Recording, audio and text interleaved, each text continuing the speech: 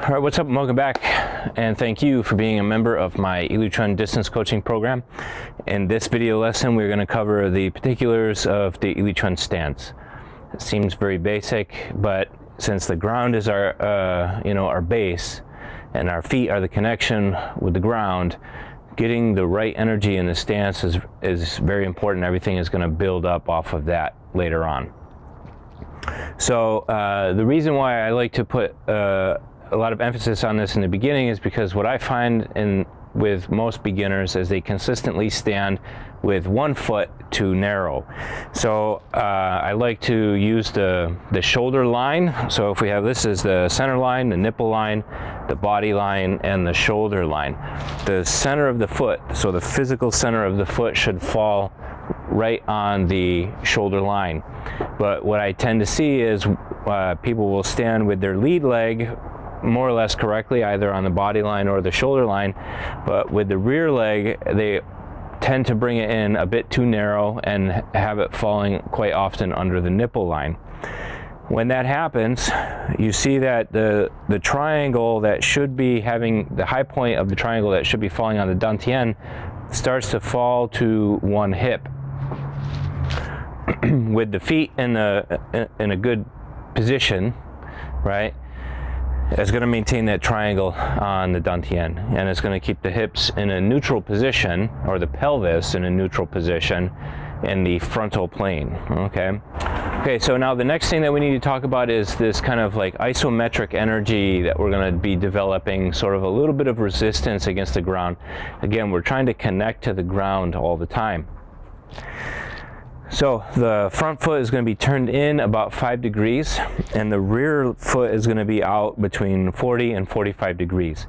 Then with the 9 solid and 1 empty, you're going to torque or wrap the big toe to the little toe all the time. That's going to start to develop some of this spiraling energy in the legs. Then we want to get the readiness in 6 directions. So we're going to have, the first is absorb and project. Okay, so with absorb and project, we're going to get this up and down, the readiness of up and down. Okay, then from here I can either explode up, I can drop down, or I can draw the legs up using the power of like absorbing, right? So from here I can, with this, see, I already have the wrapping, the 9 solid and 1 empty, a little bit of open and close in the hips, getting this spiral energy in the leg. And with Dantian Mingmen, from here I can explode up without a lot. You don't see me have to drop down so much because I already have the readiness from here. Then I can just explode from the Mingmen and pop up, right? Or I can draw to the Dantian from here and just draw the legs up. Or I can, if I have to, I can drop down to be able to change my level. So that's the readiness of up and down. Then now the next important aspect that we want to get in the stance is the lead leg is always pushing back. The rear leg is always pushing forward, and those energy are going to meet on the dantian, so they kind of form like this sort of triangle here. From front to back. Now the left leg is always going to be pushing right, the right leg is always going to be pushing to the left, and again those energies are going to, it's like a side to side triangle. That energy is going to meet on the dantian. When I have that, now I have the readiness of forward all the time, backward all the time, to the left or to the right all the time.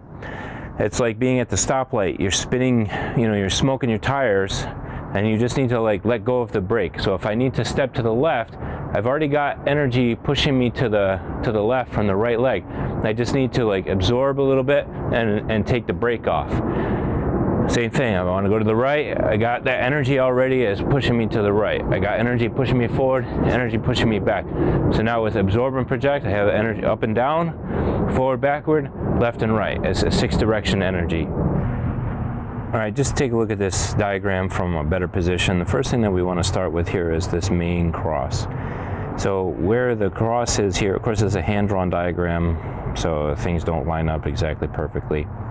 But the cross here, this is where the perineum is going to fall. So you want to keep in terms of like finding the width of the stance, right? The perineum, because that's where from the crown down through the center of mass into the perineum is your central axis.